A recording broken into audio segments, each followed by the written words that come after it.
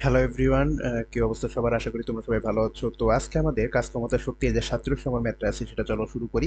তো এখানে কি বলছে যে সোহেল সাহেব ভূগর্ভস্থ রিজার্ভ ট্যাঙ্ক হতে বিল্ডিং এর ছাদে সম্পূর্ণ পানি ওঠানোর জন্য সে 1.2 কিলোওয়াট ক্ষমতার একটি পাম্প ক্রয় করলেন। ঠিক আছে, পাম্পটির গায়ে কর্মদক্ষতা লেখা আছে 90%।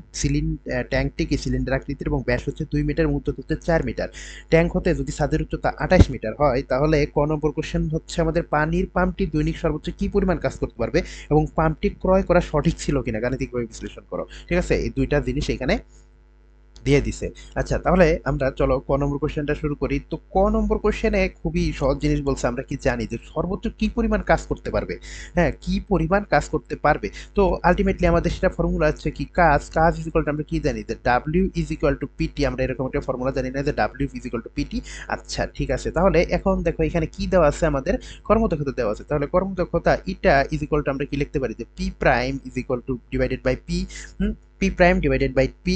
ঠিক আছে, তাহলে এখানে পি হচ্ছে আমার প্রকৃত ক্ষমতা। ঠিক আছে, প্রকৃত ক্ষমতা বলতে হচ্ছে 1.2, আর কি পরিমাণে আমি গেইন করতেছি সেটা হচ্ছে আমার কি কার্যকর ক্ষমতা। ঠিক আছে, সেটা হচ্ছে পি প্রাইম। তাহলে এখান থেকে আমরা যদি পি প্রাইমটা বের করি তাহলে এখানে কি পাবো, ইটার মান দেওয়া আছে কত 90% বা 0.9, আর পি এর মান দেওয়া আছে কত 1.2। তো টোটাল এই পোর্শনটাকে তুমি যদি ক্যালকুলেশন করো দেখবা এখানে পাচ্ছ হচ্ছে 1.08 কিলোওয়াট। ঠিক আছে, 1.08 কিলোওয়াট, 1.08 কিলোওয়াট। ঠিক আছে, আচ্ছা এখন টি টি এর ভ্যালু যদি বের করো, একদিন একদিন হচ্ছে কি আমাদের 24 আওয়ার্স। ঠিক আছে, 24 আওয়ার্স, তার মানে কি এটা হচ্ছে 86,400 সেকেন্ড। এটা মনে মুখস্থ করে ফেলবা। এটা হচ্ছে টি ইকুয়াল টু কি 86,400 সেকেন্ড। তাহলে এখন আলটিমেটলি যা সেখানে মানগুলো বসাই দাও যে ডাব্লিউ ইকুয়াল টু আমরা কি লিখতে পারি, পিটি, এটা আমরা আগে লিখছিলাম। তো পি ইকুয়াল টু কত 1.08 ইন্টু কিলোওয়াট, 1.08 কিলোওয়াট বলছে কিন্তু। ঠিক আছে, কিলোওয়াট বলছে। তো এটাকে যদি ওয়াটে নেও তাহলে এখানে আমার 10 কিউব করতে হবে। ঠিক আছে, আর টি কত দেওয়া আছে 86,400। ঠিক আছে, 86,400। তো আলটিমেটলি এখানে যদি ডাব্লিউর মানটা বের করো, ডাব্লিউ মানটা এখানে কত আসতেছে, ডাব্লিউ মানটা আসতেছে আমাদের 93.3, 93.3 into 10 cube, 10 to the 6 joule. ঠিক আছে, 93.3 ইন্টু 10 টু দ্য 6 জুল। এটা হচ্ছে আমাদেরকে প্রথম প্রশ্নের অ্যান্সার। এখন কি পাম্পটি ক্রয় করা আসলে সঠিক ছিল কিনা। ঠিক আছে, পাম্পটি ক্রয় করা সঠিক ছিল কিনা।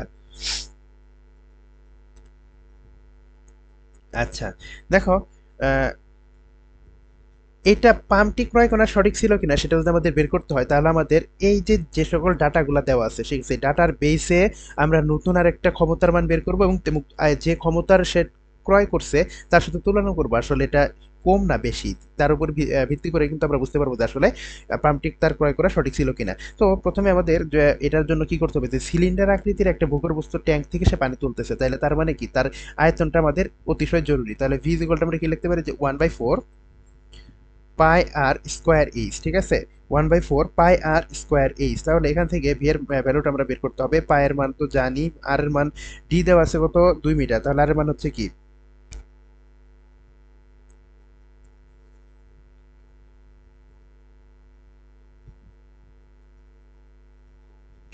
তাহলে এখানে আর এর মান হবে কি 1, যেহেতু ব্যাস 2 মিটার। ঠিক আছে, ব্যাস হচ্ছে 2 মিটার, ব্যাস হচ্ছে 2 মিটার, তাহলে আর এর মান হবে হচ্ছে 1। তাহলে 1 স্কোয়ার ইন্টু এইচ, এইচ এর ভ্যালু কত দেওয়া আছে 4। ঠিক আছে, 4। তো আলটিমেটলি টোটাল পোর্শনটাকে তুমি ক্যালকুলেশন করে এখানে পাবা হচ্ছে 12.56 মিটার কিউব। ঠিক আছে, 12.56 মিটার কিউব। আচ্ছা, এখন আয়তন পাইছি।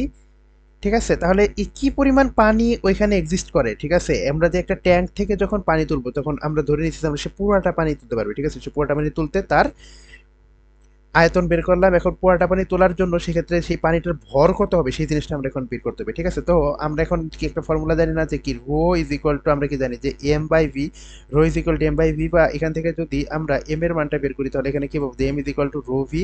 রো এর ভ্যালু কত, পানির ঘনত্ব হচ্ছে 1000 কেজি পার মিটার কিউব। ঠিক আছে, তাহলে এখানে 1000 আর ভি এর ভ্যালু কত দেওয়া আছে 12.56 মিটার কিউব।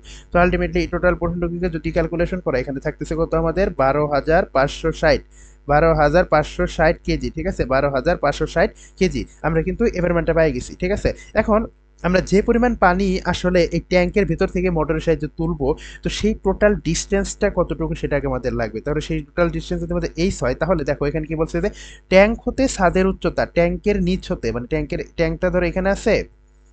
হ্যাঁ, এখানে ধরো একটা ট্যাঙ্ক আছে, তো এই ট্যাঙ্কটা বিল্ডিং এর উপর আছে। এখানে ট্যাঙ্কের নিচ থেকে যদি এই যে বিল্ডিং এর এই পর্যন্ত, ঠিক আছে, ট্যাঙ্কের নিচ থেকে যদি এই পর্যন্ত আমাদের ডিস্টেন্স যদি 28 মিটার হয়। ঠিক আছে, আমার ট্যাঙ্কেরও তো একটা নিজস্ব উচ্চতা আছে, সেটা কি 4 মিটার। তাহলে আসলে আমাদের পানির গড় উচ্চতাটা কত হবে, এই 28 আর এইটার অর্ধেক পর্যন্ত। তাহলে এখানে আমাদের 2 যাচ্ছে, তাহলে এখানে আমরা সেটা লিখতে হবে যে 28 প্লাস 4/2 মিটার, ঠিক আছে। তো এখানে ক্যালকুলেশন করলে আমরা এখানে কত পাইলাম, যে 30 মিটার। 30 মিটার, এখানে আমরা এস এর মান পেলাম 30 মিটার, ঠিক আছে। এখন পাম্প কর্তৃক যদি প্রযুক্ত ক্ষমতা পি হয়, পি ইজ ইকুয়াল টু আমরা কি লিখতে পারি তাহলে, যে P is equal to W by টি।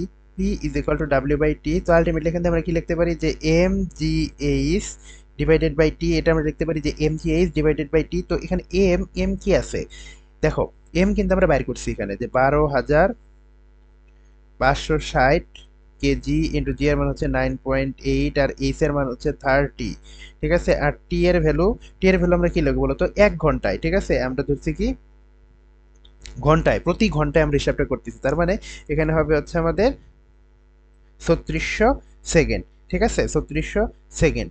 আচ্ছা, তো এখন এই 3600 দিয়ে ভাগ করলে এখানে আমাদের থাকবে কত, 1025, 1025.8 তো এটাকে যদি কিলো ওয়াটে নাও তাহলে কত থাকবে আমাদের, 1.025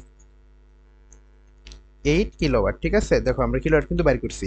আচ্ছা, এখন এখান থেকে দেখো আমরা কি পাইলাম, যে প্রয়োজনীয় যে আমাদের পাম্পের যে ক্ষমতাটা দরকার সেটা হচ্ছে কি 1.0258, ঠিক আছে।